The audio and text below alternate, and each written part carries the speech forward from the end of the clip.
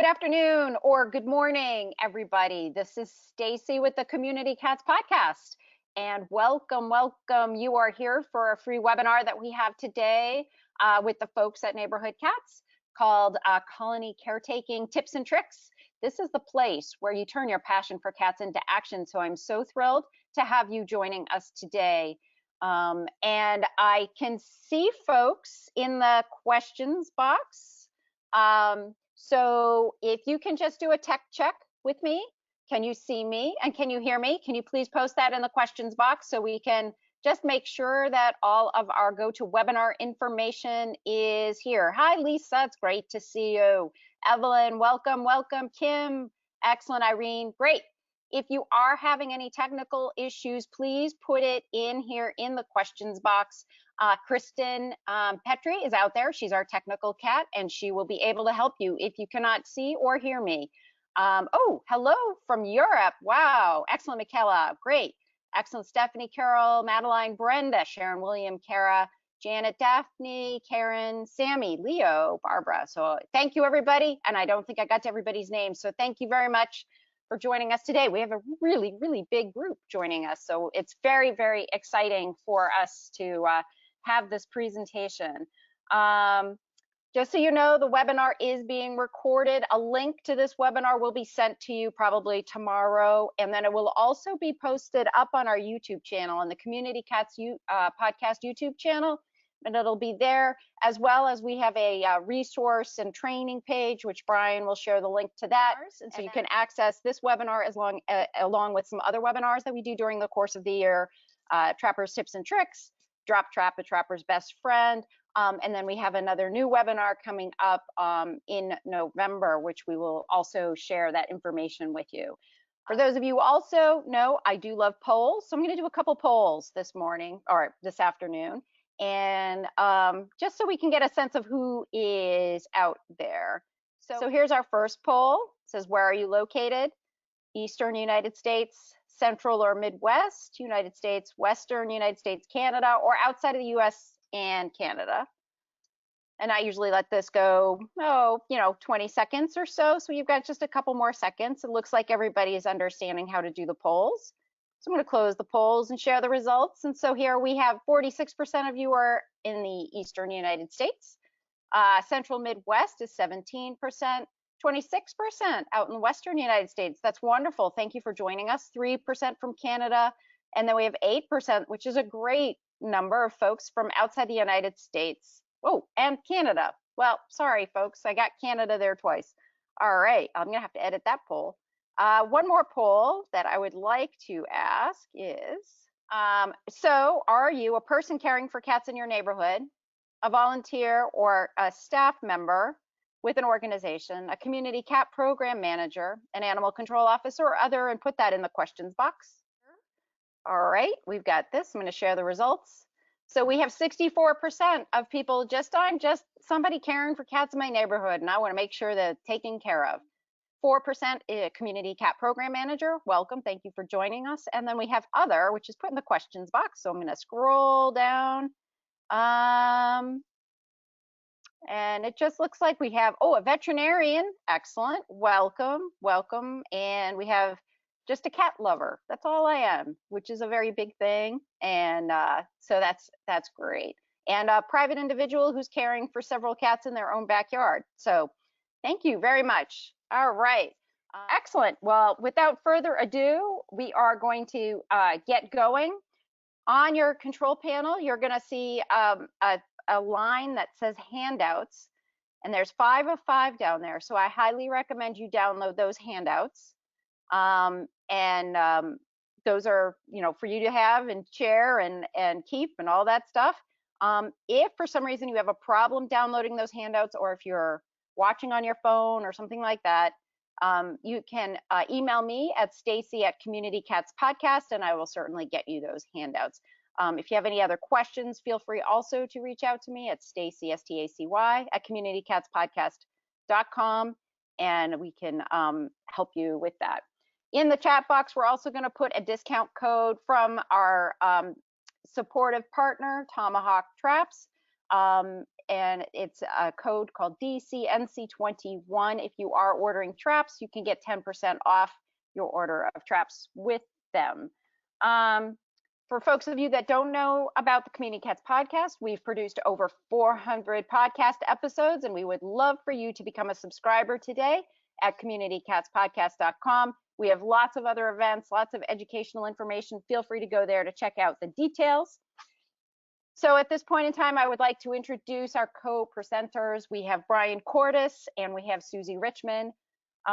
Susie Richmond is the Executive Director of Neighborhood Cats. She joined the organization after over 20 years running a major New York City shelter and nonprofit veterinary clinic at Neighborhood Cats. She has led multiple large targeted TNR projects in New York City and northern New Jersey, managed a program for providing scholarships to veterinarians for training in high-volume spay-neuter of community cats, and co-authored the Humane Society of the United States online course on TNR. In her spare time, she can often be found trapping feral cats on Maui. Brian Cordes is co-founder and National Programs Director for Neighborhood Cats, a leading community cat advocacy group with hands-on programs in New York City, New Jersey, and Maui. Currently, he and his wife, Susie, live in Hawaii and can usually be found trapping cats or releasing them after they've been neutered. In between stints with Neighborhood Cats, he served as a grants manager for PetSmart Charities, overseeing over $21 million in TNR and spay-neuter projects. He has produced many of the leading educational materials on trap, neuter, return, including award-winning books and videos. Brian has a Bachelor of Arts degree from Cornell University and a JD from the University of California in Berkeley. I'd like to welcome Susie and Brian. Brian, I'm looking forward to this presentation very much. Okay, great. Thank you for the great introduction, Stacy, and thank you everybody for taking time out today to attend. Just want to go a little bit into more detail about the handouts that Stacy mentioned. One of them is a PDF file of all of the slides today. So you don't have to worry about scrambling to take notes and things like that. Just download the PDF of the slides and you'll be fine.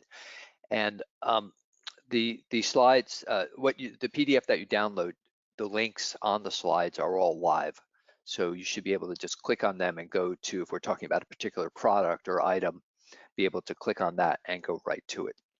If for some reason that doesn't work, then just shoot us an email and we'll get you the proper links. So you don't have to sit there worrying about taking notes. One of the handouts is the Neighborhood Cats TNR Handbook, which we need to update. It was last done in 2014, but still lots of good information in there. And if you want to go into anything we talk about today in a lot more detail, look up the relevant chapter in the handbook.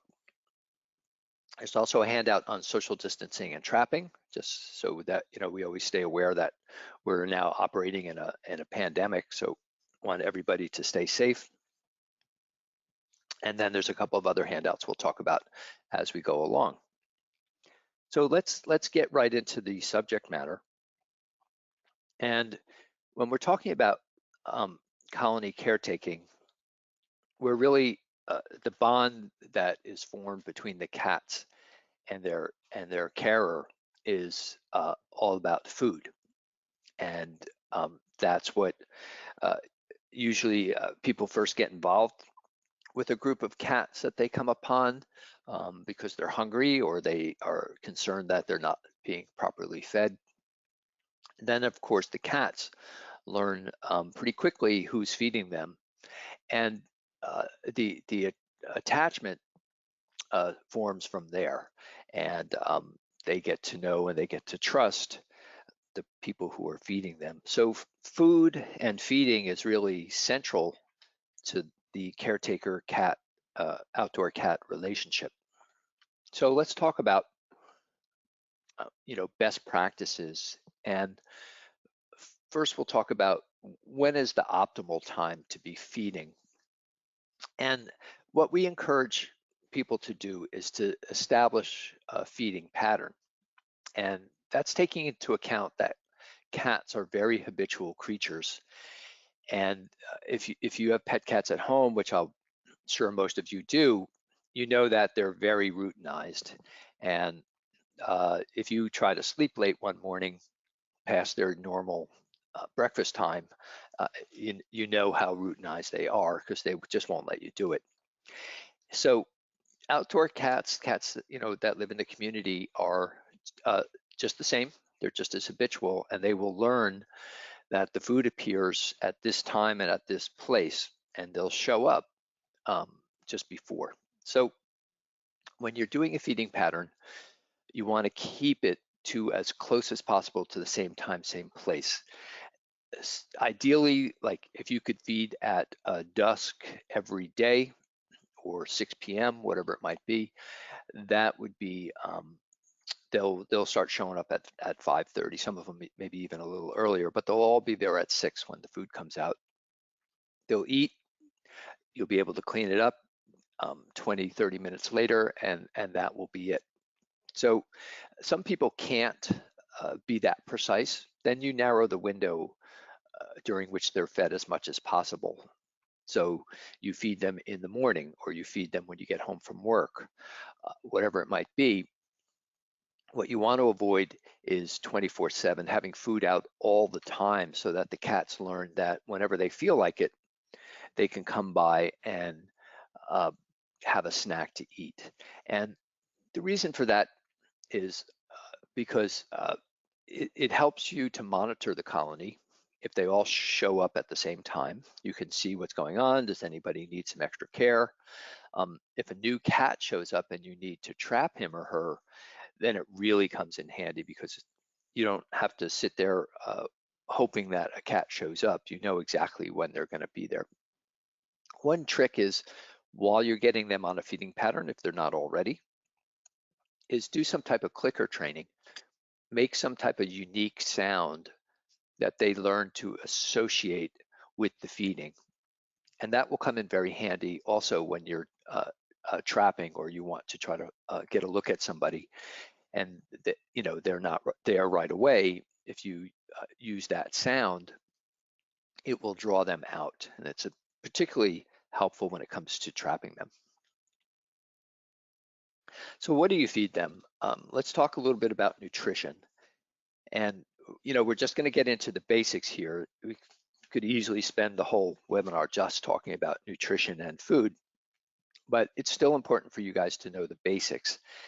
So when you want to know the nutritional value of any particular food, the first place you're going to look is the ingredients label, which you see circled on this can here. And the thing to understand is that the ingredients are listed in the order of volume. So whatever is the largest ingredient that's in the food the most is going to be first. So in this case, you see beef followed by beef broth. Now, the more, and I'm speaking in general, but as a general rule, whole meats are more nutritious ingredients. So, and less nutritious are going to be grains or some type of meat byproducts. And the reason for that is because cats are what are called obligate carnivores. They have to eat meat in order to get all the nutrition that they need. So if you have a food and the first largest ingredient is cornmeal, well, that will fill them up and make them feel full, but it won't provide them with the nutrition that this particular can of food would, which is a whole meat. So keep a look on that.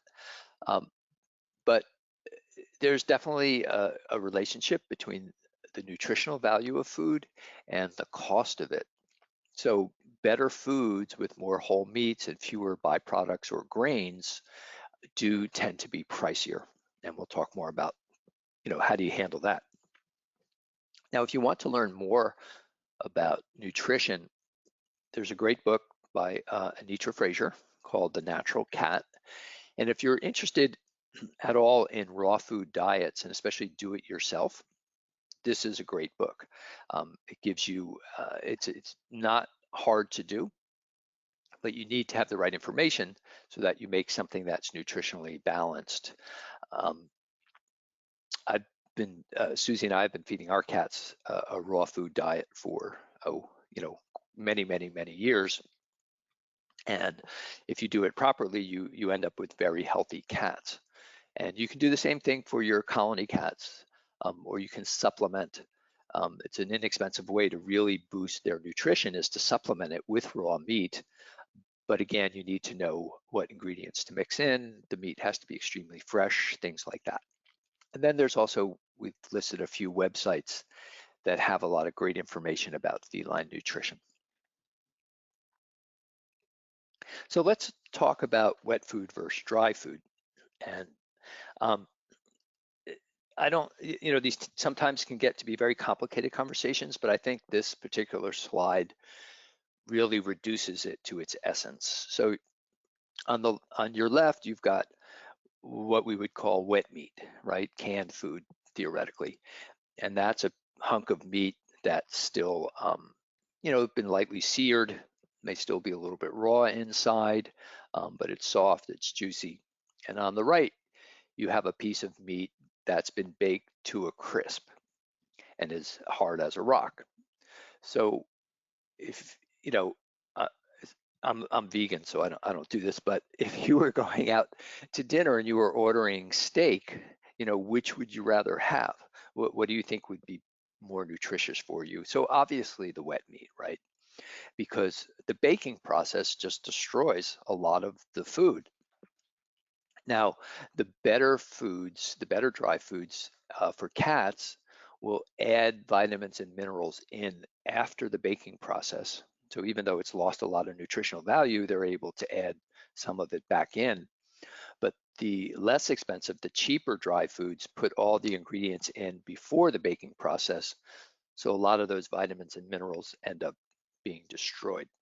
So that's why it's important to try to at least mix in some wet food when you're dealing with cats and not rely totally on a dry food diet.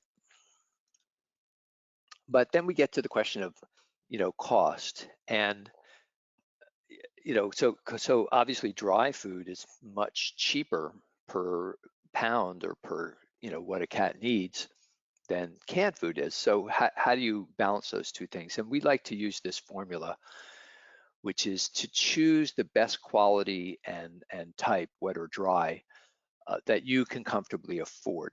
So that takes two very important things into account. One is nutrition matters, but so does your budget. And we don't, if you're feeding 20 cats on a daily basis, and you're not a millionaire, then you may need to rely mostly on dry food, and that's fine. On the other hand, if you've got 3 cats in your backyard that are who are practically pets, and it's not that big a deal to throw some canned food in there on a regular basis, then and it doesn't hurt you financially, then that's what you do. So it's all about the best you can do. And if you need to go out and buy 20, 30-pound bags of um, you know, dry food that is not the premium brand because that's what you can afford, that's great, because otherwise these cats would go without anything. So don't judge yourself, just make a balanced decision between nutrition and affordability. So we asked this website, this group called allaboutcats.com, to write us.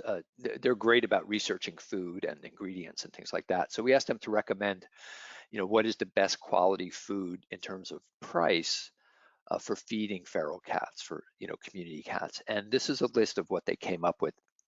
You can click on that link to read the article. But these are the 5 brands that they recommended. They're all dry food. They're all pretty good price per pound.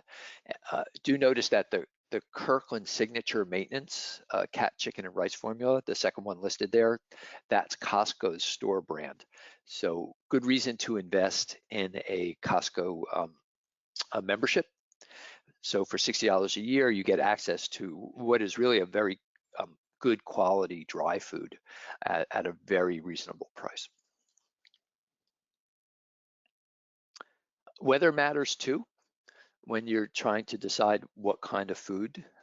So if you're in the wintertime, then you're going to need to rely more on dry food, and if you're in a very cold climate, because the canned food may freeze too quickly. And so that's another factor that you need to take into account. Speaking of feeding in the winter, just so that you're aware, cats actually expend more calories in colder temperatures, and that's because they move around more. So the research suggests that they need about 15% more food on a daily basis. So however amount you're normally feeding the cats in the warm weather, you want to slightly increase that and make sure they get more calories in the wintertime. So where to feed is another question. And ideally, low visibility should be a key factor. And I'll give you my own situation as an example. Back when I first started doing this work. So this is this kitty that you're seeing here. Her name is Misty, and she and the rest of the colony lived in an empty lot that was accessible through on the sidewalk on the Upper West Side of Manhattan. And at one point, the landlord, the owner of the property, was okay with me feeding, but wasn't okay with me coming onto the property. So I used to have to put the food near the sidewalk, and then I would use an arm grabber, which I'll show you later, an extender, to push the food out of arm's reach. But it was still highly visible to anybody walking by. And during those first 2-3 years, I would get cats abandoned at this site once, twice, 3 times a year. As soon as the property owner trusted me enough to give me a key, the first thing I did was make a pile of rocks like you see here, and then started putting the food behind it so that people walking by couldn't see it, and then I did not have an abandoned cat again.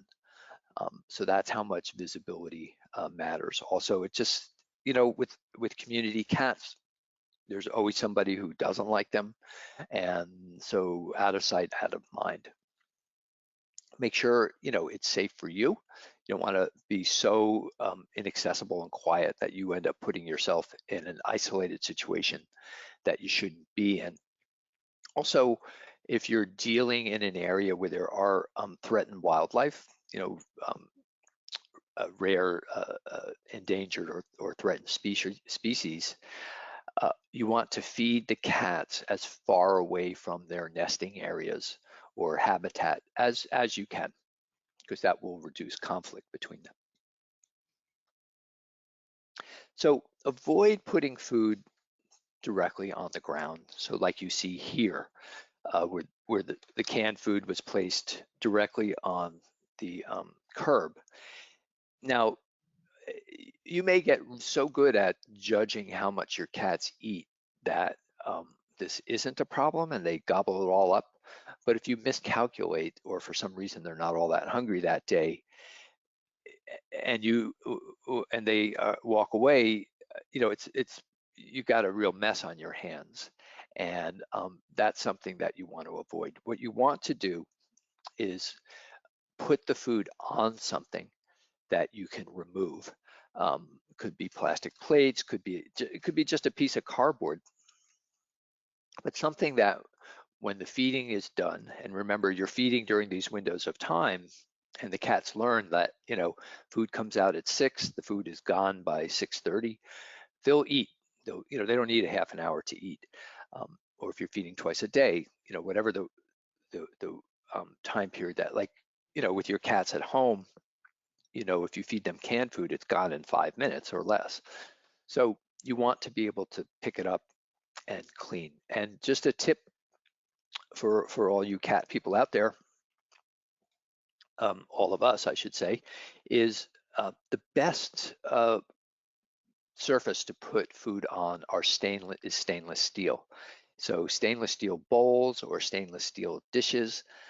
And the reason for that is because it prevents feline acne. Cats usually get feline acne because their bottom of their chins like rub against a plastic food bowl, and the food bowl picks up over time. It picks up bacteria that is very difficult to clean and get off of there. And then the cats get acne from it. If you use stainless steel bowls and dishes, they don't harbor bacteria and they're much easier to clean. So just a tip for you with your outdoor cats and your indoor cats, try to use stainless steel whenever that's possible. So another thing to keep in mind when it comes to keeping things neat is the number one complaint that people will have when when they object to cats in the area is that the feeders are making a mess. So you can see a little slice of that in this slide. I mean, who would want to live next to that, right? That's, and it's not that hard to avoid this, just pick up the empty bowls, and keep it clean. If you can avoid using things like paper plates and stuff that easily blows away and gets all over the place, do that. Now, one of the things I learned from feeding my colony was I just picked up whatever garbage was there. It didn't matter whether I had put it there or not. I didn't pick up my garbage and leave the rest because the cats are going to get blamed for it no matter who put it there. So keep the place neat and tidy, and that'll go a long way in helping with good neighbor relations. And also keep in mind, never leave bags of trash on site that have any scent of food inside of them, because they will get ripped open by wildlife. And also, bags that are not torn apart already could potentially get around a bird's neck or some animal. So you want to be very careful about leaving any trash on site. Just preferable is just to take it away and dispose of it. Feeding stations are a great idea if that's something that you can do. You want to, they have they just make things appear really neat. So all the food, all the supplies, you can keep them inside your feeding station and out of sight. Also, it protects the food and the cats while they're eating from the rain or the snow. Now, the big trick when you're building a feeding station is make sure don't build it like it's a winter shelter with one small or two small openings, or I should say don't have just one small one, because you don't want like a big tomcat to go inside and decide like he's going to take a nap in there and he doesn't want to share the food and nobody else can get in. If you have a nice big large opening like you see in this slide, then they don't get territorial about it and everybody can come and go. You can also take something large and cut multiple doors so that there's more than one way in and out. Here's some, I love working with colony caretakers because they're all such creative people when it comes down to solving problems. And here's some examples of feeding stations that work quite well.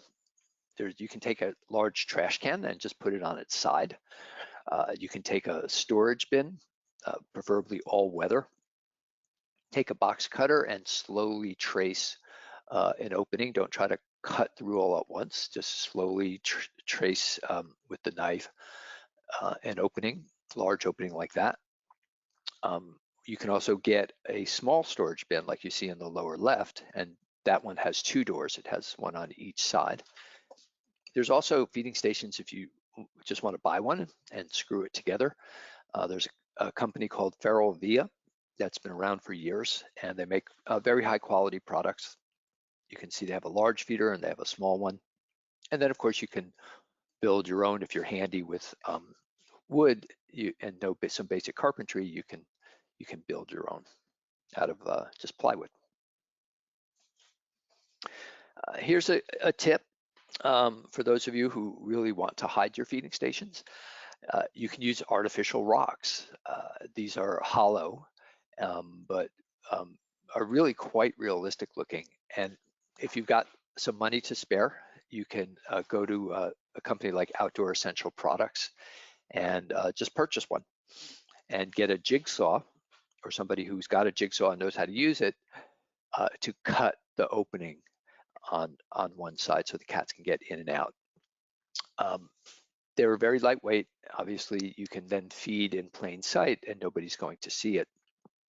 You can make these yourself if you're so inclined, because they can be kind of pricey as they get larger and larger. So go onto YouTube and do a search for what you see there, how to make a hollow faux rock cover. And there's lots of great videos out there about how to make one of these things.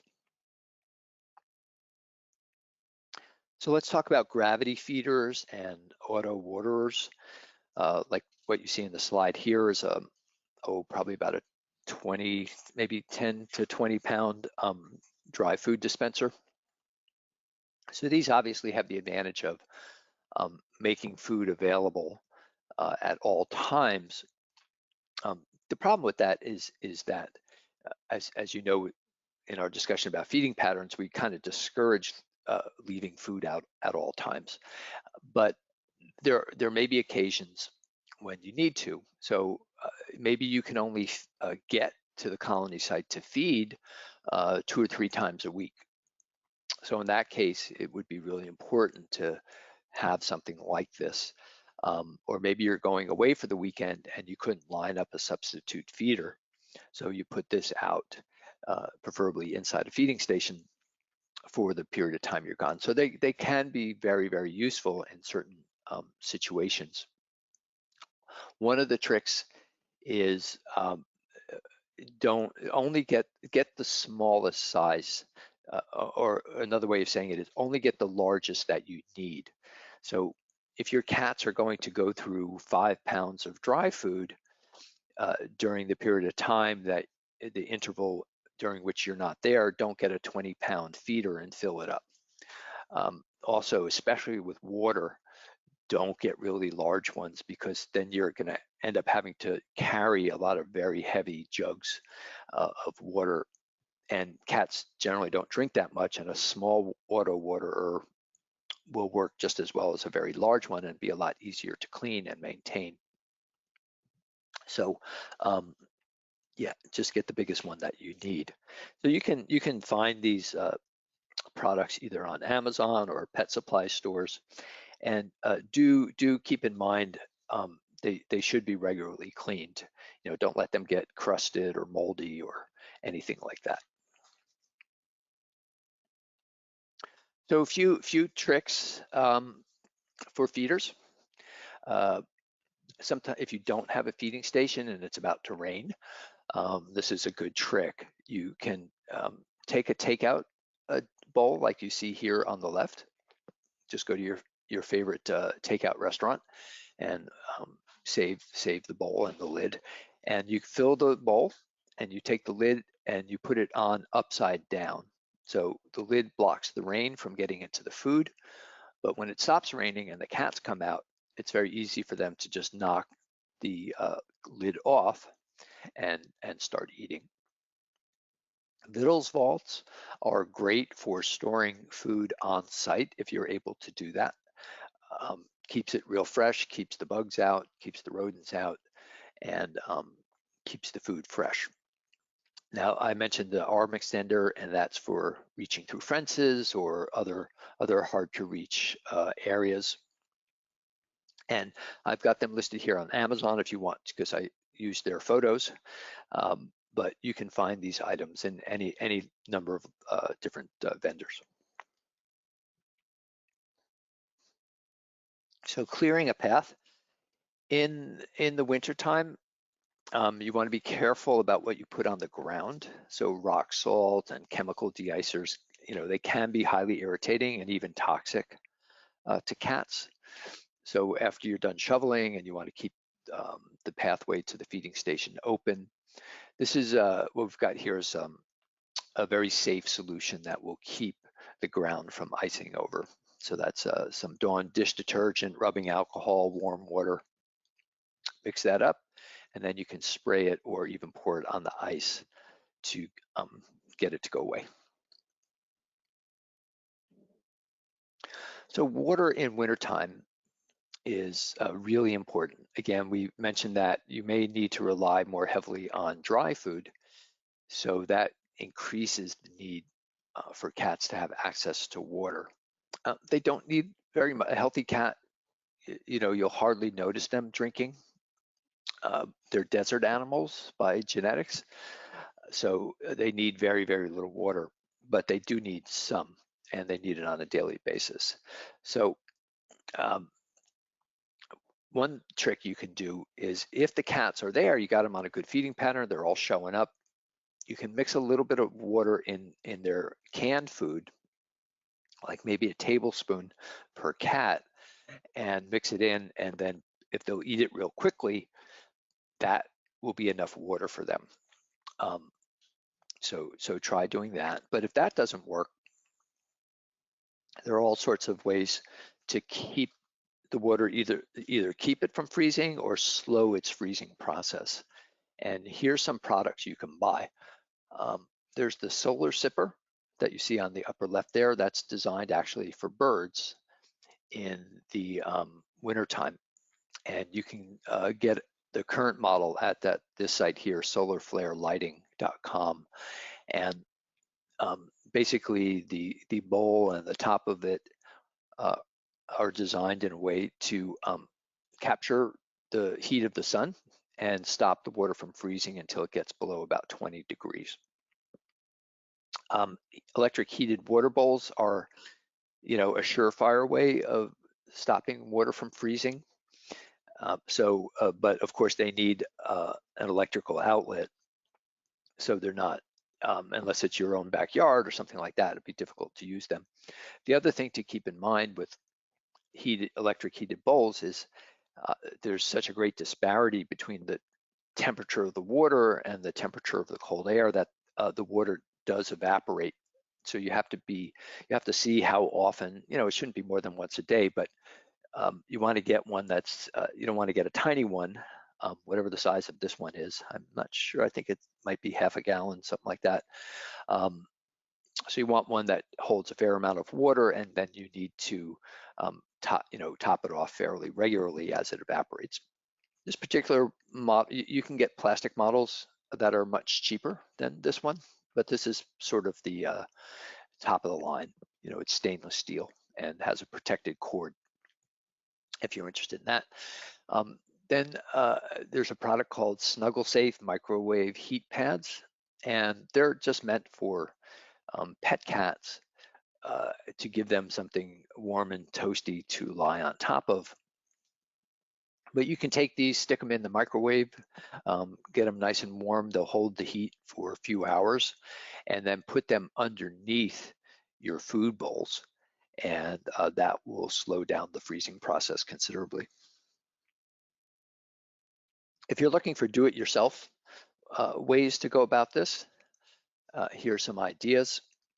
Again, these will not prevent freezing, but they will significantly slow it down. So you can get a styrofoam cooler, like the kind people put their soda or beer in the summertime, and cut a doorway in one of the shorter sides, and put your food bowl inside. Your water bowl inside of it, and the styrofoam will keep the cool air out long enough that the water will freeze a lot slower than if it was outside the styrofoam cooler. Just make sure you buy these during the summertime, because you won't be able to find them in the winter. The kind of bowl you use is really important too. What you want is a bowl that's deep and wide and has a thick plastic, so there's really good insulation. Here's an example of one you can find on Amazon.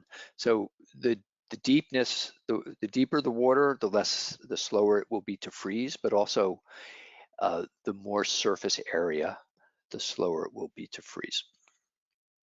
There's a trick that farmers use, or ranchers use, I should say, with their horses in the meadows. And that's what you see on the bottom there. They'll take an old tire, fill the inner tube with rocks, and then put a metal bucket right in the middle. And what happens is during the daytime, the rocks heat up the inner tube captures the heat, and the heat is conducted through the metal and keeps the water from freezing. So again, you can use that same idea on a smaller basis, with your kitty cats. With on the upper right there, this is a great one that's real easy. So you get a small styrofoam box. Often vaccines, things like that, are packed in these really thick styrofoam but very small containers. Line the inside of it with a plastic bag, could be any garbage bag, anything like that, but basically you're making it waterproof inside. Put the lid on and cut out an opening, a small opening in the lid, so that the cats can then drink the water that's inside the box. And that thick styrofoam will keep the water, slow the water freezing. Okay, let's talk a little bit about insects. So pretty easy to keep the ants out of the food if that's a problem for you, and that's because of the notion that ants can't swim. So you just need to create a moat that has some little bit of water surrounding the food bowl, and the ants will not be able to get to it. Or any insect that kind of crawls along on the ground and can't fly isn't going to be able to cross the water. So you can get food bowls that are specifically designed to be ant-proof. Just do a search on for ant-proof food bowls on Amazon, and you'll see dozens of them. You can also just build your own. What you see in the slide here is a cookie sheet pan that has maybe a 1/4 of an inch of water poured into it, and the bowl put in the center, and the cats can easily reach over to eat, and the bugs cannot get to the food. Flies, that's often a problem in the summertime. So on really hot days, what you'll find is the flies are much more attracted to the canned food, the wet food, than they are to the dry. If you really have a fly problem, you may need to rely more on dry food for that reason. But another good trick is flies sleep at night. So if you train the cats to eat at sundown, at least during the summertime when the flies are really at their most numerous, you can avoid that problem. Now, for those of you, again, who are in our more luxurious settings when it comes to colony caretaking, there is a product called the SureFeed Sealed Pet Bowl, and it has a motion activated lid. And what you see here is as the cat approaches the bowl, the lid automatically pulls back. And when the cat walks away, the lid will automatically close. So that's a great way to keep the flies out of the food. But of course, that's assuming you're feeding in a setting where this is a realistic option. Let's talk about slugs. So with slugs, the way to keep them out of the food is to sprinkle something around the food bowl, like a little circle of what is to them a very sharp item that they won't cross because it hurts. So one of the best ones is called diatomaceous earth, and it's actually made when you touch it, it feels very soft, like a talcum powder, but it's actually made up of microscopic the microscopic shells of these tiny little creatures, and they're quite sharp to something like a slug or an insect, and it will kill them if you like sprinkle it on them. So but they're smart. They won't cross it. They'll realize that it's sharp and they'll not cross the line. So if you take the diatomaceous earth and you kind of do a chalk-like circle around your feeding area, the slugs will not cross that line. You can also try crushed eggshells or chalk powder, same idea. To us, it feels very soft. To them, it feels very sharp. You can put the food bowl on a large sheet of sandpaper. And then another idea that people often use is they just feed the slugs, and you just feed them separately. They don't eat very much food, and if they, again, intelligence is such a fascinating thing because the slugs, if they have a choice between I can eat this food, this little bit of food on the ground, or I can crawl over there and climb up a food bowl, they're going to take the food on the ground, the one that's a lot less effort for them. Now, when you're dealing with diatomaceous earth, two things to keep in mind. There's two different kinds of diatomaceous earth. There's what's called food grade, what you see here, and then there's pool, POOL grade. So you always want to use food grade. The pool grade can be very harmful to cats. The food grade, if they get a little bit on them, it won't hurt them. In fact, I have to verify this, but I believe that farmers often use diatomaceous earth to kill parasites. They feed it to cows, and it kills parasites internally without hurting the animals. So it's almost like a anyway for livestock, but you want to check on that. Don't try to do that with the cats. But the point is, it won't hurt them if they get any in them. But on the other hand, you don't want to inhale this stuff because remember, they're tiny, tiny, sharp little objects, and it can be quite toxic and even deadly. If you were to inhale a large amount of that, you'd be basically cutting your lungs. So if you're spreading a lot of it around and it's going to get in the air, make sure you're wearing a mask. Try to use the tools they provide, like the spreader. So it's, basically just avoid working in a cloud of diatomaceous earth because that can really hurt you. So just be careful. It's great stuff. Just be careful using it. Okay, you want to, of course, avoid attracting wildlife with your feeding. And the easiest way to do that usually is to feed during the daylight because most wildlife, except for birds, are nocturnal. Now, of course, sometimes you end up in these dilemmas because, as you'll recall, I just said, well, if you want to avoid the flies, then feed at night. And now I'm saying, well, if you want to avoid the raccoons, feed during the day. So what if you have flies and raccoons? So, these are difficult issues to navigate. There's no, that becomes very site specific, and maybe you can feed at dusk, or maybe you have to use a different way to keep the flies away, or, a different way to keep the raccoons away. But in general, you can avoid wildlife by feeding mostly during the daytime. And we talked about feeding during a window of time so that you don't have to leave uneaten food behind. That will go a long way to keeping wildlife out of the cat food. And of course, keeping the feeding area clean so there's nothing for them to come along later and scavenge through. Now, here's a really great way if you do have raccoons who even during the daytime are invading your colony site, because sometimes that happens. They're not dummies either, and if they realize, well, the food's around only during the day, they may just come out during the day.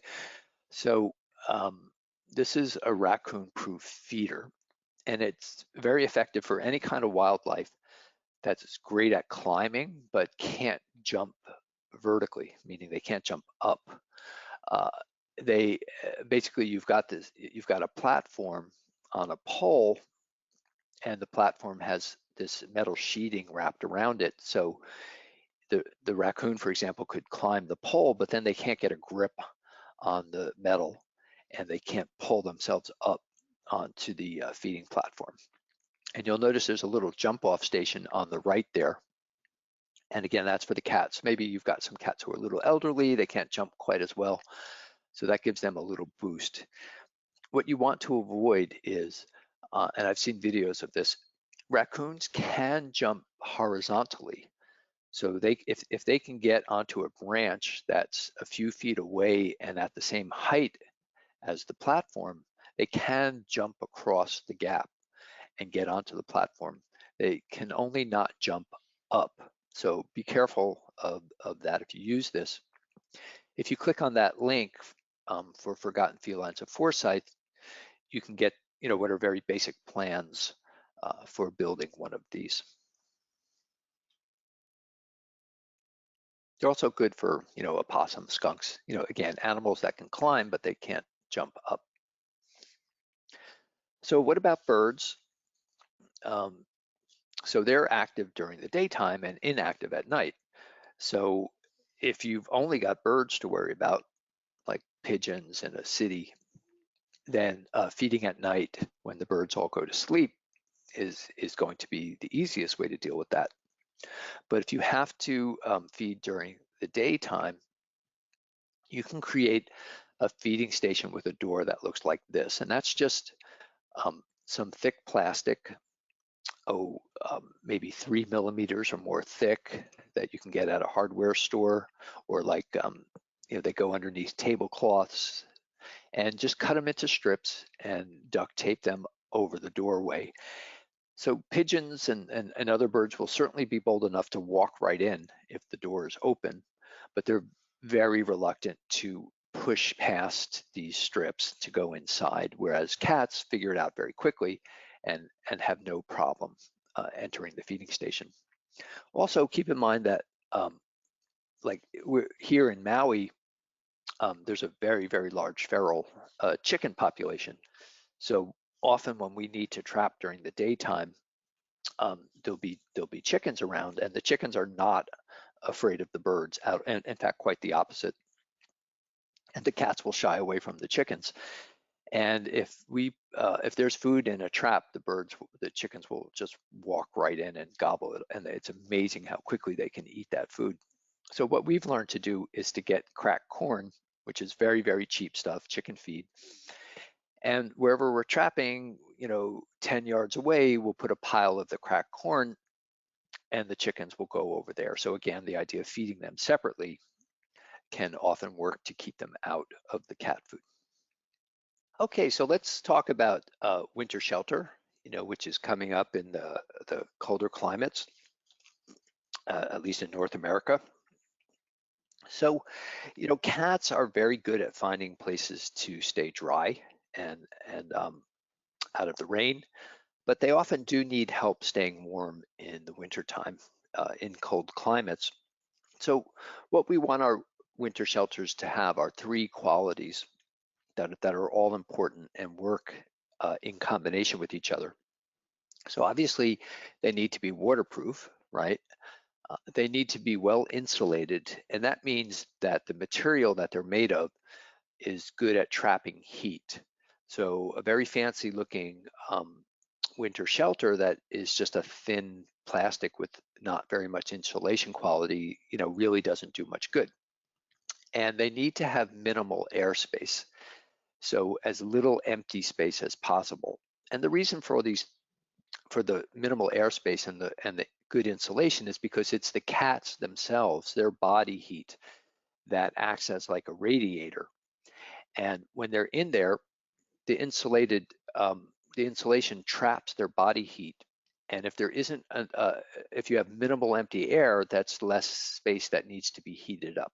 So the perfect shelter is crammed full of cats, and insulating materials we'll talk about, like straw, has very little empty space, and is a good thick insulation. And it is amazing how warm these shelters can be, even in really bitter temperatures. We did a temperature test once, and I don't remember the exact results, but it was something like and this was without a flap door on a winter shelter, and it was about a 40-degree difference between the outside temperature and the inside temperature.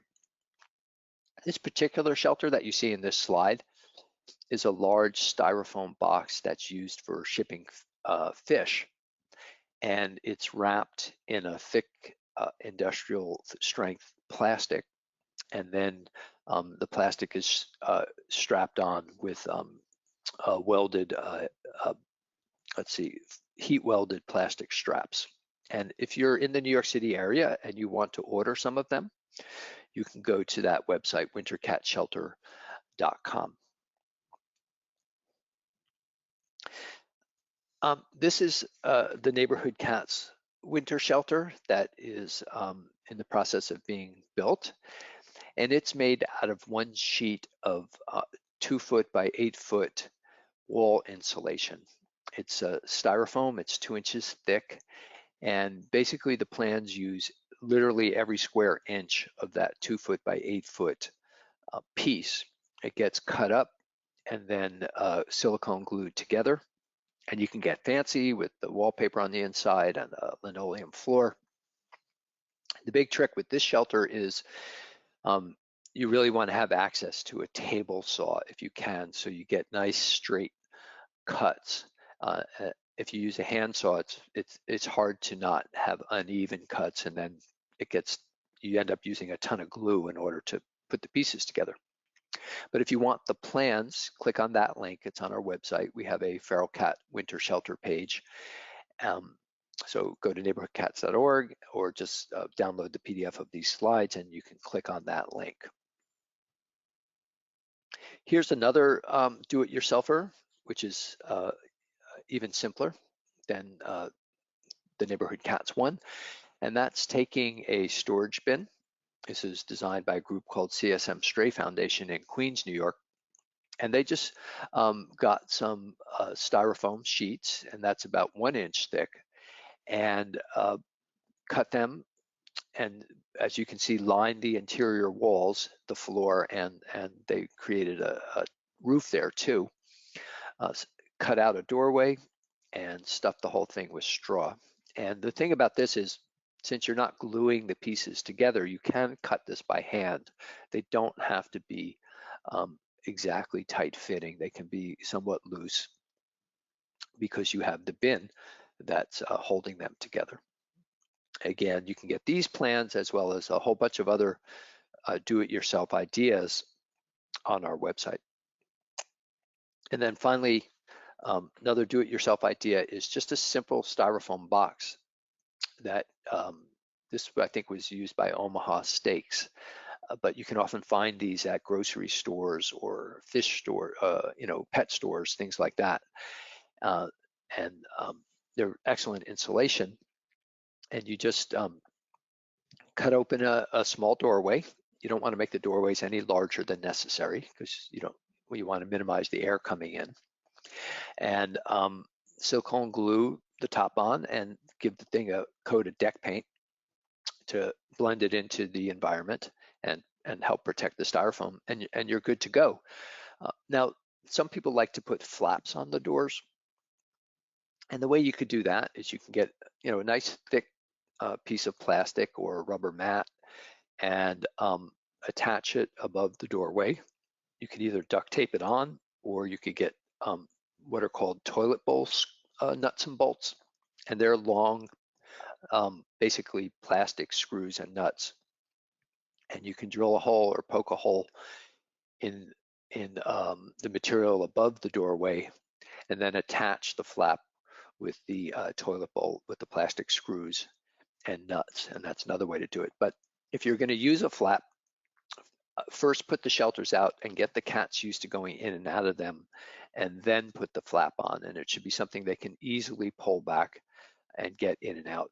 But if you start with the flap on, they may or may not figure out that they want to go inside there and check it out. So start with it out the flap and then add the flap later. To get the cats to go into the shelters, try sprinkling some catnip inside, something that will be attractive to them. Once they're in there and they get used to the environment, then they're much more likely to use the shelter.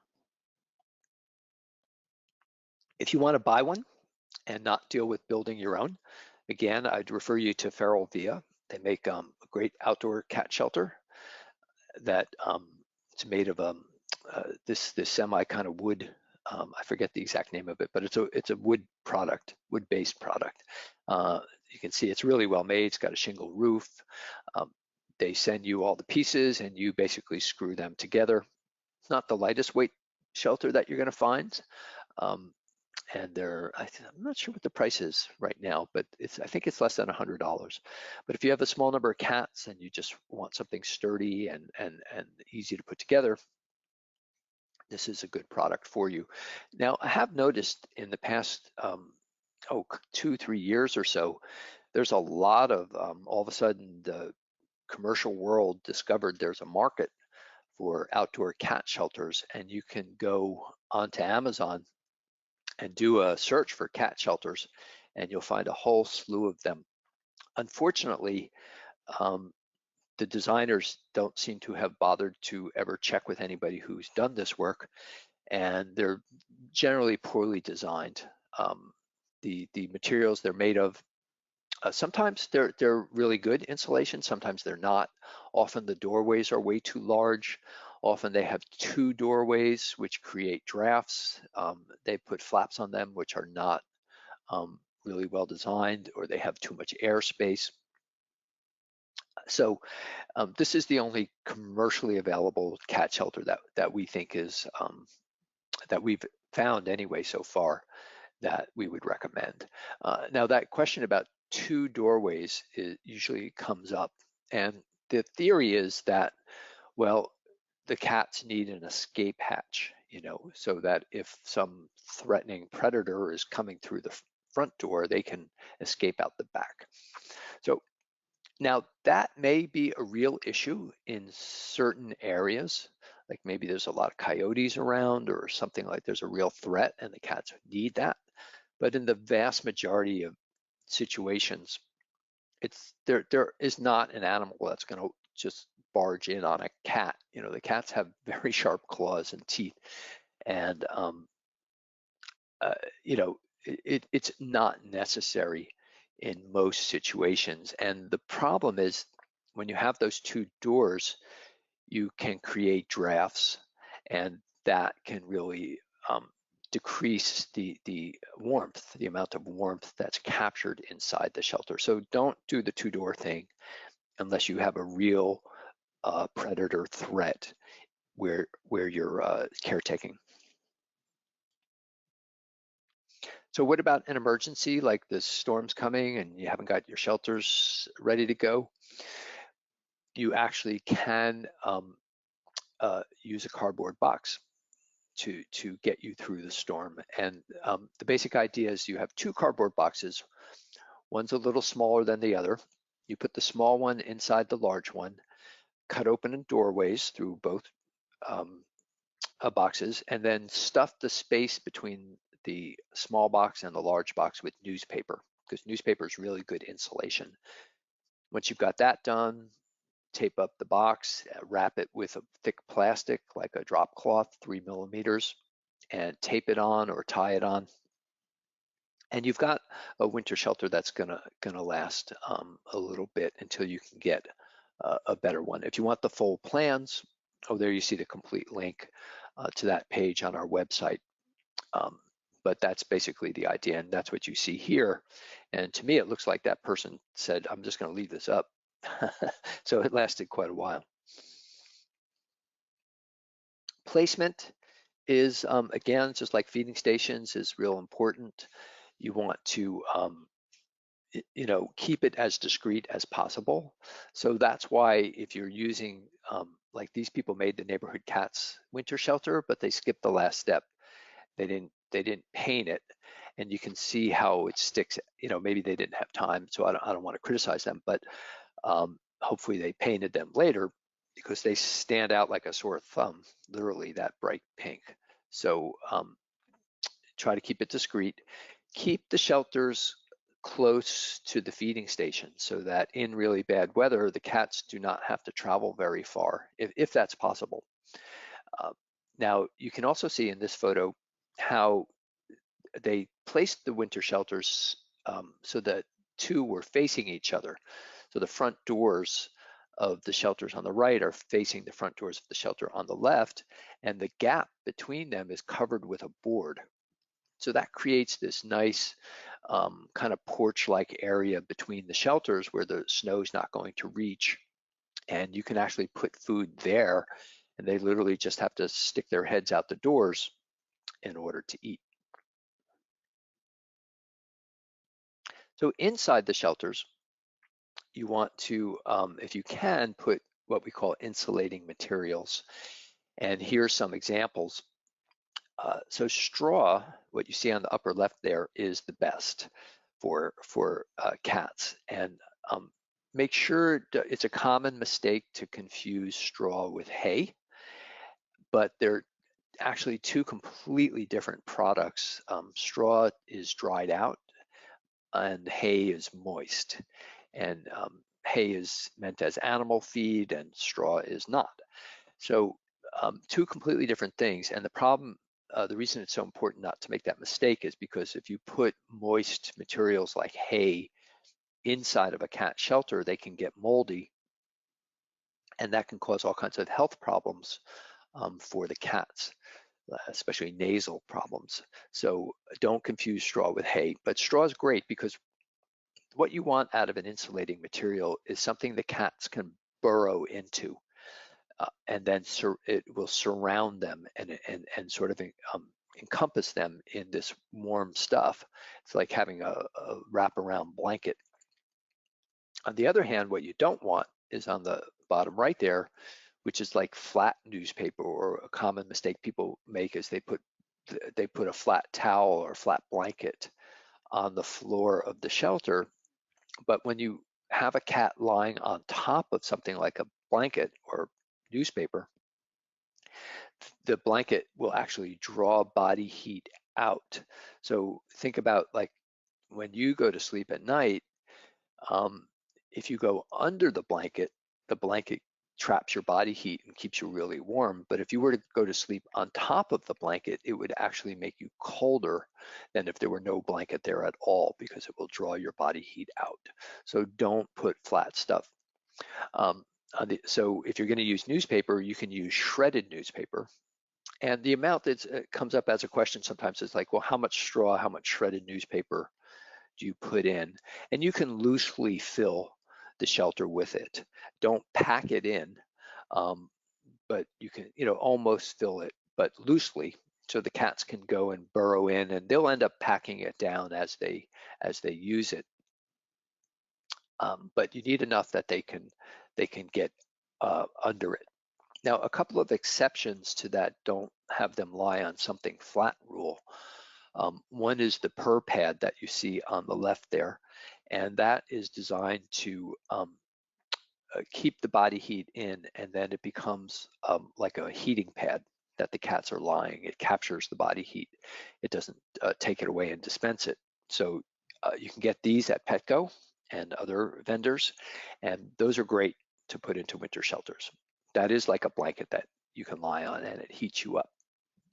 On the middle, on the top there, you see Mylar blankets. Those are typically used in emergency kits in cold weather. If you don't have one in your car, you should get one. They only cost like maybe $1 each last time I looked, and so they're very cheap. But what they are is this very thin, I think they've developed by NASA originally. It's very thin material, but it traps heat. And if you take a Mylar blanket, let's say you're stuck in your car and it's 20 degrees outside, you might not get help for a couple of hours.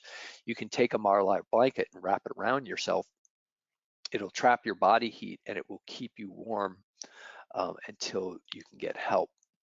So you can take Mylar blankets, and this is what they do in very cold regions, often in Canada, and they'll line the interior of their winter shelters with Mylar blankets.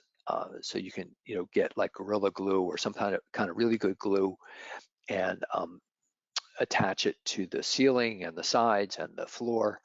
And basically all the cat's body heat is then going to be reflected back onto them, and it just keeps them extra warm.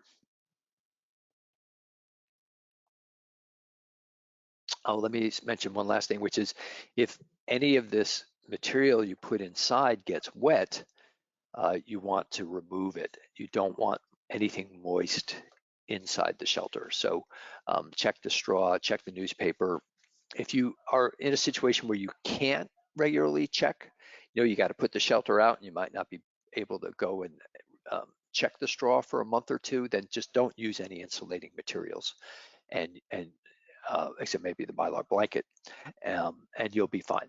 It's better not to have any insulation than to have wet insulation. Okay, so moving on to a new topic, and that's neighbor complaints. And I know from our poll that a number of you are having to deal with that. So the first thing to understand in dealing with neighbors is you're often dealing with people who are presenting themselves as angry and hostile, and you're feeling threatened and especially fearful for the cats. So it's natural to react to hostility with hostility, but that only makes things worse in the end. And there's what we teach people when they're doing TNR projects in the beginning and they're doing trapping is to go through a 3-step process when you're dealing with potentially angry people. Number 1 step is just listen. That's all. Just listen to what they have to say, no matter how vitriolic or even a borderline abusive they're being with their language. Obviously, never tolerate somebody being physically abusive. But if they start spouting out and cursing at first, try to listen to them and just, ask them, well, what is the problem you're having, and let them explain it. Then the second thing is what you may find is that the problems they're experiencing are quite reasonable. Maybe the cats are waking them up in the middle of the night. Maybe somebody else in the past has made a real mess and it's attracted mice, or who knows what. But if they're expressing legitimate concerns, also they may just be expressing, they just may be ignorant in terms of TNR and taking care of a colony and how it's helping the neighborhood. They just may have no knowledge of this area of work. So the number 2 step is to empathize with them. If they're having a legitimate problem, just say, yeah, that's a problem. And or if they're not understanding, say, well, I can understand why you might think that. But because once you've listened and once you've empathized, you've diffused the situation. And most 90% of people are not going to be angry at that point. And then you can talk to them reasonably. And then you can explain what you're doing and how it works. And then you could start to explore whether there are solutions to the particular problems they're having, and do it in a less charged environment. Now, absolutely, there are people out there where nothing diffuses them, and they're just, if they're not angry about the cats, they're going to be angry about something else. But the vast majority of people are not like that. This is a really good thing to do role playing on, by the way, which is, the angry neighbor coming up, and have somebody play the angry neighbor and have somebody play the one who's trying to listen, empathize, and then seek solutions. Okay, so what are some of those solutions? So a big complaint is often the neighbors don't want the cats in their yards, right? And one of the things to realize as a caretaker is if it's their property and they don't want cats on it, that's their right. And it's not helpful to say, well, the cats were here before you and they have just as much right to cross the yard as your kids. And that's not going to get you anywhere. If it's a reasonably normal sized backyard or garden, it's pretty easy to keep cats out. Now, if they have an acre, that's a whole different story. But if they have your normal suburban backyard, you can use one of these devices that you see here. One is a motion activated sprinkler, and the other is an ultrasonic device that's also motion activated. In the case of the sprinkler, both of these devices send out, you place them in the ground, and then they send out an infrared field that covers a certain area, which should be the size of the backyard. When a cat enters the infrared field, it triggers these devices. The sprinkler will shoot out a burst of water, won't get the cat wet, but it will frighten them because it's quite a violent burst. The ultrasonic device will emit a high-pitched noise that human beings can't hear, but it's very irritating to cats. And what happens is the cats learn not to enter the infrared field, and you end up not setting the devices off. Now, we prefer the motion activated sprinkler because it's like 100%. It always works and it's easy to see it in action. The only downside to it is, you have to do the training before the winter, because once things start freezing, obviously the sprinkler's not going to work. The ultrasonic devices are also very effective, but they have to be, they're often people make mistakes in putting them out. And for example, they'll put them too high, or they'll point them in the wrong direction, or they'll try to use one to cover too much space, and then they think, oh, it doesn't work. So we created a handout you can download on how to properly use an ultrasonic device. They have to be placed only a few inches above the ground. They have to be careful that it's covering the right amount of space and it's pointing in the right place. You can get ones that don't irritate birds. So that's the one we recommend here. Birds hear at a different frequency and are annoyed at a different frequency than cats are. Also, people sometimes are concerned with the ultrasonic devices that the noise is going to irritate all the cats indoor and out in the neighborhood. And that doesn't happen because the radio waves that the device gives out cannot penetrate a solid object. So a cat indoors is not going to hear it, and a cat beyond the yard isn't going to hear it if there's a fence or any type of a object that separates them. So the sound does not tend to travel very far.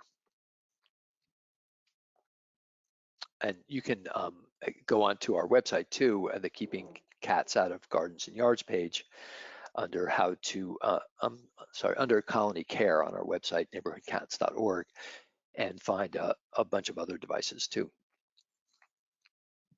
Oh, so here is just a diagram of what I was talking about with the ultrasonic device, that they have a certain range.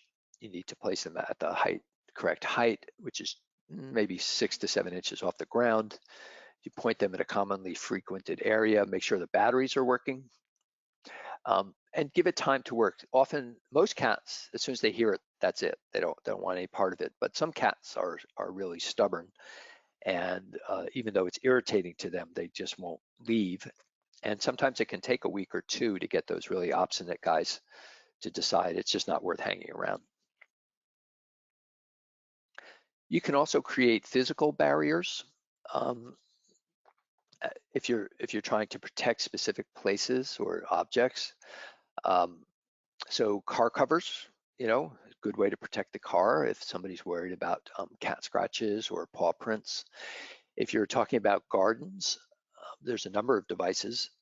The one on the bottom there, the cat scat mat, is great. It has these little plastic spiky things that are irritating to the cat. They're not going to jump on it and get a punctured paw. They're not that strong, but they are uncomfortable enough that a cat will not want to walk on them. And you can spread those through your garden and just underneath the surface to keep cats out of the garden. Or you can create barriers. You can use them as borders on areas that the cats won't then cross. You can put them on the top of flower pots so the cats won't dig in the pot. Another idea is lattice fencing. What some people do is they put this in their garden in the dirt, and then they put their seeds in the openings of the lattice, and this prevents the cats from digging. Same thing with river rocks. Anything that will discourage the cats from digging will keep them out of an area so that they're not using it as a litter box. A perfect fence is a pricier object, but just keep in mind that there are a number of products out there that are designed to keep cats in somebody's yard, a pet cat, so somebody can let them out in the back and they don't have to worry about them wandering the neighborhood. But you can take these same products, turn them around, and keep cats out. So if you really want to, go full bore, if somebody wants to spend the money on it, they can put a perfect fence around their yard, and cats can't get in and they can't get out. This is something we did with somebody who had long-term storage. They kept their car in the lot for 6 months at a time without using it, and they kept finding the car cover torn when they came back. And may or may not have been the cats, but certainly the cats like to lie on top of the cover. After a while, they realized that, the car wasn't moving. So what we did is we took some cat scat mats, and you can get these 11-foot rolls at a pretty good price. And we just draped them across the roof of the car and the hood, as you can see here.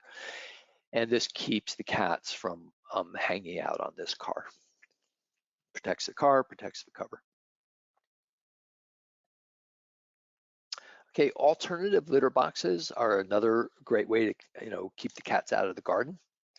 Give them someplace else they'd rather go. And you've got a number of options. Probably the simplest one is just buy a large bag of peat moss and put it in a corner of the yard. Cats love the peat moss and they'll use it as litter. Just have to clean it up every now and then when it starts to get smelly. A sandbox like you see here. Again, that they'd rather go there than in the garden that you see in the background there. Again, you just have to empty the sand every now and then. You can also just get a storage bin, use a box cutter, cut open a door, put a litter box inside of it. And again, the idea is they need to go somewhere, so you decide where they go instead of them. Okay, I want to get to our last big section, and that's health hacks. And these are ways to, in addition to nutrition, to keep your colony healthy, but without having to trap the cat or without having to bring the cat to a veterinarian. Now, so these are not meant to be a substitute. If a cat has a really bad eye or, a severe injury, then obviously you're going to need the assistance of a veterinarian. So these are ideas that are outside that realm, that are just more kind of, maintenance and keeping them from, trying to stop them from getting to a point where they get really sick. So one of the best ways to do this is with vitamin C. And just like with people, it bolsters their immune system, especially during stressful times. So severe weather, or if you do have to trap them, it's a good idea so cats naturally generate vitamin C, but during times of stress, they deplete their natural supply pretty quickly, and that's where supplementing it can be very helpful and keep their immune system strong. So you can use a powdered supplement and give up to 250 milligrams per cat with each meal. Vitamin C is the kind of thing where if a cat takes in more than they need, they just excrete it right away. It doesn't build up to any kind of toxic level, it just passes through the body. If they're not liking the taste of it, they won't eat the food. You can try using organic tomato sauce, which most cats love. Just make sure that it does not have onion or preferably not garlic either, but onion is really the biggest problem. You don't want to get any onion into a cat. So get an organic tomato sauce without onion, and the tomato sauce is an excellent source of vitamin C, and most cats really enjoy the taste of it. D-mannose is another good supplement to know about.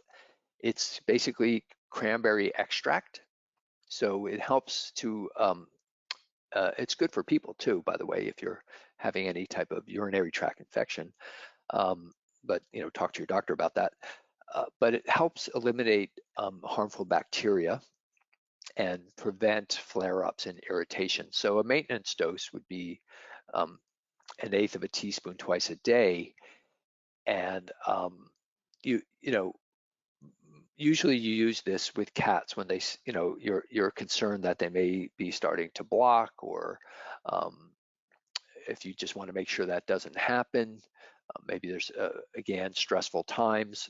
It's a good thing to add to their food. And if you have cats that are prone to feline lower urinary tract disease, then this is a really good thing to administer on a regular basis. You can use this on an acute basis, when a cat is starting to go to the litter box an awful lot, or you see them, trying to pee more often than they normally should. Uh, Again, you got to balance. Okay, are we at a point where we need to get this cat to a vet? Because if they block, that's a very serious and potentially fatal thing. But if you have a little bit of time, you can try giving the D-malnos and seeing if that takes care of the problem before it escalates to a point that you need a veterinarian. Probiotics are natural substance that promotes healthy intestines, which are the good bacteria that live in the digestive system. Uh, Again, that will give the cat stronger immune systems. If a cat is on antibiotics, the antibiotics kill bacteria, but they often also kill the good bacteria. So a cat on a course of antibiotics who's then supplemented with probiotics will be able to maintain that healthy bacteria in their digestive system. You can add it to the food or water. I'm not sure about that. I think this was with respect to another product, and I missed it on the slide. So what you're seeing here is Jackson Galaxy's product of cat probiotics, which you can get by clicking on that link on Amazon. But I'm not sure what the dosage is. To read the label, don't listen to that 1/4 teaspoon per day per cat daily. That applied to a product that was on this slide that doesn't exist anymore. Okay, fleas. How do you deal with them? And now, if you can handle the cat, then, and the cat's got fleas, a topical solution is always the fastest and easiest. You can get Advantage is very good. A Frontline is very good. I wouldn't use anything else over the counter like Hearts or some of these other flea products that have a very iffy past history. Stick with Advantage and stick with Frontline if you can apply that in between their shoulder blades. But of course, with a lot of these guys, you can't get that close, and you can't be sure you're going to be able to apply it properly. So how do you deal with fleas in those cases? So diatomaceous earth, which we talked about before, will kill fleas. So you sprinkle it in cracks and crevices and inside the winter shelters, any areas that the fleas may be gathering. Fleas like cracks and walls and floors and things like that, and it will kill them on contact. Again, just be careful not to inhale it, and we're all used to wearing masks now, so just put a mask on when you're spreading this stuff out. Now, beneficial nematodes, these are tiny microscopic organisms like tiny worms, and they eat the flea larva. So what you do is you spray it during a cool part of the day. You don't spray it in the middle of the day in the sun because it will just kill the nematodes right away. You spray it in the shade during a cool part of the day, and they, within days, will take over the lawn and eat they're quite voracious eaters. You'll never see them, but they'll eat all the flea larvae that is in the area, and pretty soon that takes care of that. So if you're dealing with a lawn or grass or something like that, check out the nematodes.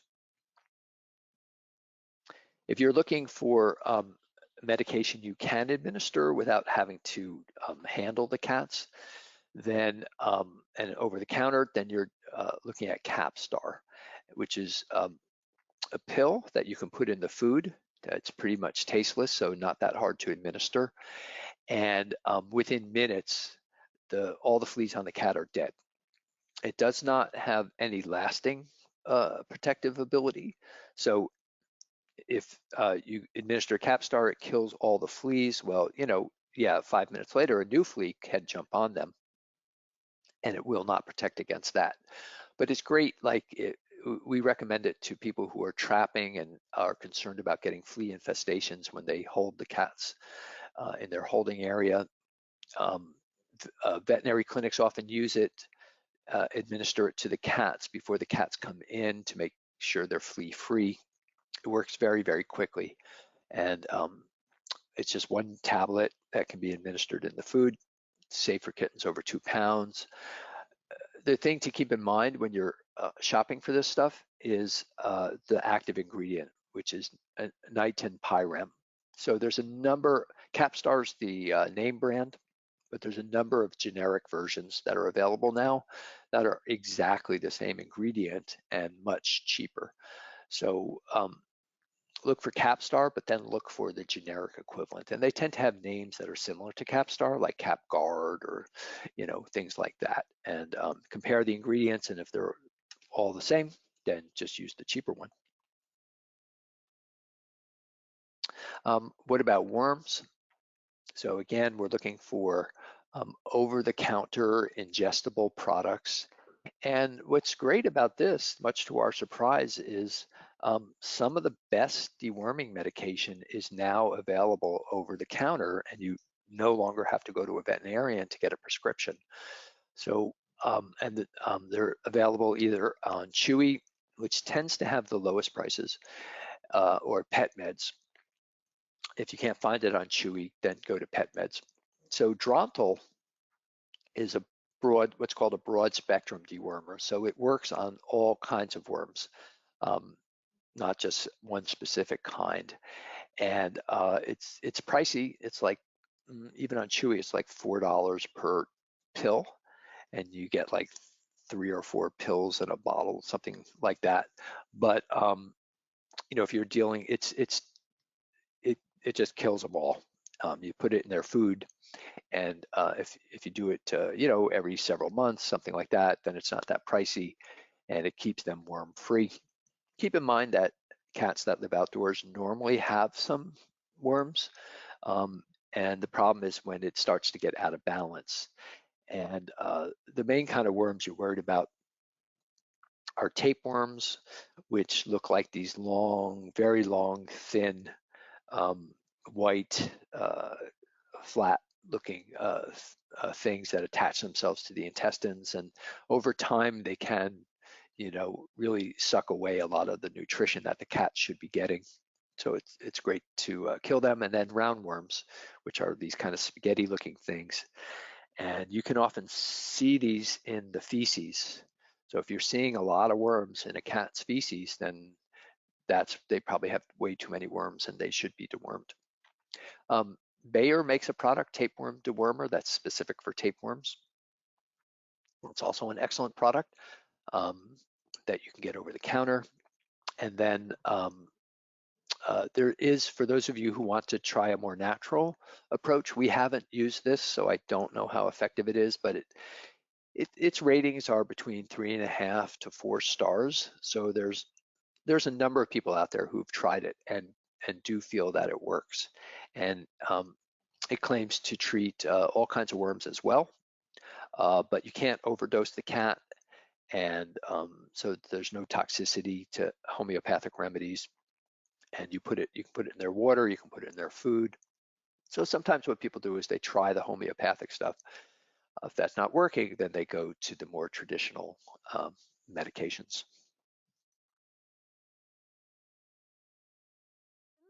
Great.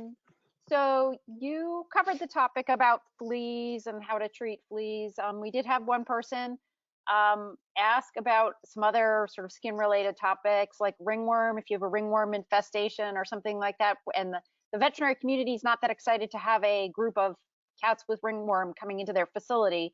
So do you have any, in addition to the supportive care that you talked about, are there any other tips maybe specific to how stubborn ringworm can be and what we could do? Yeah, there's Well, one of my favorite sayings in the veterinary field is that you can, take a cat and dip him in lime and give him all this medication and the ringworm will resolve in 6 weeks, or you can do nothing and the ringworm will resolve in 6 weeks. So it's what people need to understand about ringworm is that it's all over the place.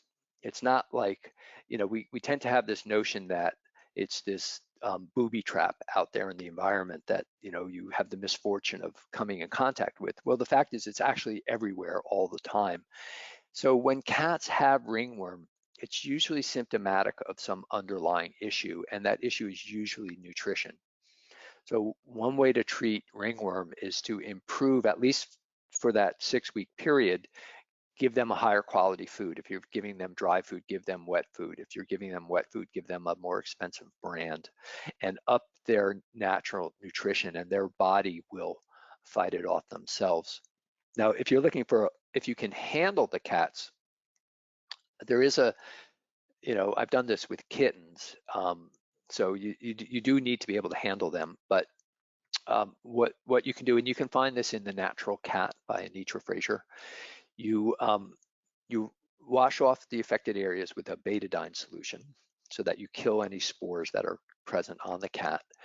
And then you cut away the hair around the sore so that any spores can't travel from the sore onto other parts of the body. And then you get something that's called golden seal that you can get it. It's a tincture that you can get at any health food store. And you literally paint it over the sore and it will turn yellow because that's the color of the tincture. And the golden seal literally seals that sore. So I've had ringworm cats that have been treated that way with first cleaning them with betadine, cutting away their hair, sealing it with golden seal, and then they can mix with other cats. And um, look, no veterinarian would ever recommend this, but my experience has been that other cats did not catch it. Also, everybody's nutrition was upped during these periods of time. So, but when you're talking about colony cats and community cats and they're out there and you're not able to handle them, just give them much higher quality food for several weeks, and that should resolve it. Another question, which is, so say you're in a touristy area that has a lot of community cats, and some of the businesses or some of the areas they create. I know when I visited Nantucket, it was like this. There's this other person's from Montenegro saying that they're creating sort of cute little cat houses basically to attract the tourists and to show off the colonies, but yet there's also risks that are putting those cats in a vulnerable position where people who don't like the community cats, they may be poisoning them or they might be harming the cats. So do we publicize that we have our cats there, or do we keep them in the back alleys? I personally always, when there's a choice, I favor discretion. I favor out of sight, out of mind.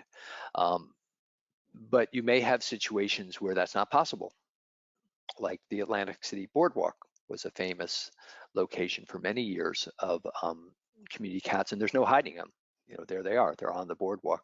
So in that case, you want to go the other route and you want to advertise them and educate people about them so they know they're fixed, they know they're a benefit, they know that the things they may be concerned about and become hostile about are being taken care of. But when there's a choice, we tend to not want people, we don't hide the cats, but we don't advertise them. We don't want people dropping off cats.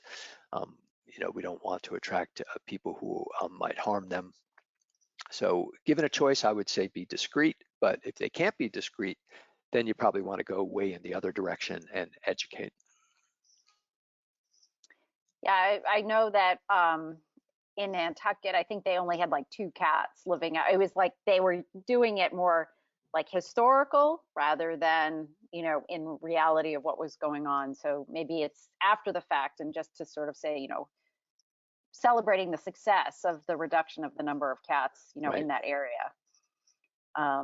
Because I certainly know in Newburyport, the, folks that are the mayor and the the city folk, they have no idea what it was Right. like back in the 90s. So they have no concept of how important it is to maintain a program where you're out there in the community and that kind of thing. So all right, I'm just scanning. Everybody's now sending all their questions in at this point in time.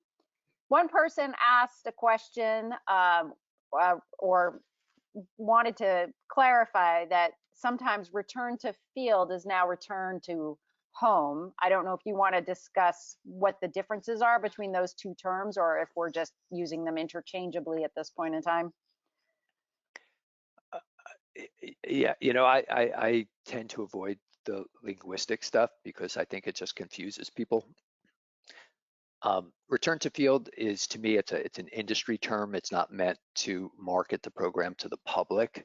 It's meant for people who are in the field to know what kind of program we're talking about. We actually recommend, if you have a return to field program, that you don't call it return to field, that you call it like healthy cats, healthy community. You know, give it market it to the public in a way that you know, extols its virtues. But when we're talking among each other, personally, I think saying return to home can be very confusing because people think of that as return to owner. But basically, when it comes to the language stuff, I tend not to have very strong, as long as we understand each other, that's all that I care about. What are your recommendations for vaccinations for cats? What are the specific vaccines that your colony cats should get? Well, obviously rabies if it's required by law, because you know you don't want to have issues with public health officials, and they care about rabies more than anything else when it comes to community cats. So they're not that stuck up on revaccinating, but when there is an opportunity to vaccinate against rabies, they want you to do it, and you're going to run into problems if you don't. And most veterinarians will not give you that choice. They'll do it. When it comes to other vaccines, they have found that one shot of the FVRCP is very effective, that even without a booster, that the immunity does last for a certain amount of time. In my own experience, that's most important with cats who are under 1 year of age, who may not have fully developed immune systems.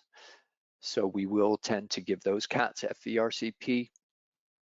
If you have older adult cats and they're well fed and they're very healthy, they tend to have strong immune systems, and annual vaccinations are not really necessary, and the stress of trapping them and getting them vaccinated may not be worth it. And if you really want to protect their health, you're going to, you know, focus on nutrition, I think, more than vaccination. Excellent. One last question, and I know a couple people are asking out. You will get a copy of the slides. It's in the handout section, so we just have a couple of minutes left. So if you haven't downloaded the handouts, please do so now before we finish up. But you can also email me at stacy@communitycatspodcast.com, and I'll email you the handouts. And one of those handouts is a copy of the slides. So if you missed something, don't worry, you'll be able to get them from the slides. And one last question, you know, what are your concerns about disease with cats? You know, is it okay that they're eating out of the same bowl? Are we worried that they're going to spread one disease to another? Is that something we should be concerned about? Well, again, you know, I hate to sound like a broken record, but disease is usually indicative of some type of underlying deficiency, if it's really prevalent. So we tend to find leukemia positive colonies with lots of leukemia positive cats are malnourished. So we'll treat that through nutrition, through improving their intake by providing better shelter, things like that. So you know, that's why preventative care and maintaining the health of the colony is so important, because then you don't run into these issues. You don't have disease spreading all over the place. So I tend to think of disease as not, like I said with ringworm, not as like this misfortune that somebody came upon, but as some type of underlying deficiency that left them exposed to something that's around us at all times. So again, I would focus on prevention. And if you've got healthy cats and if they eat out of the same bowls, it doesn't really matter. You know,